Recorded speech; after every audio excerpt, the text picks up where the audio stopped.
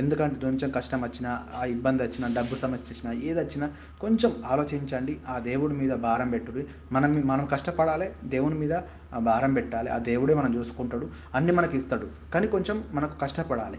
కష్టపడండి, నా దేవుడే అన్నీ కావాలి నాకు ఇవ్వాలి అంటే అది ఇయ్యడు దేవుడు. కానీ కొంచెం మనకు కొంచెం ఓపిక కావాలి. ఓపిక ఉన్నంతసేపు దేవుడు కష్టపెడుతుండంటే నీకు ముంగట సుఖపడతామని ఆ దేవుడు సంకేతం ఇస్తుండు. అర్థమవుతుందా?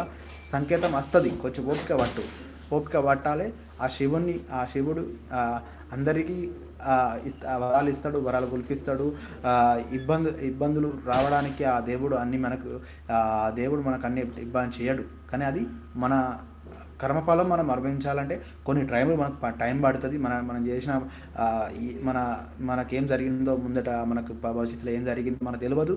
అవి టైం పడుతుంది. మన ఓపిక కావాలి. దానికి జనరేషన్ మన టైంలో ఎదగాలంటే ఆ టైంకు ఆ దేవుడు మనకు సాధ ఇస్తాడు. ఓపిక కావాలి. ఓపిక పడితే టైం పట్టుర్రి. ఆ టైం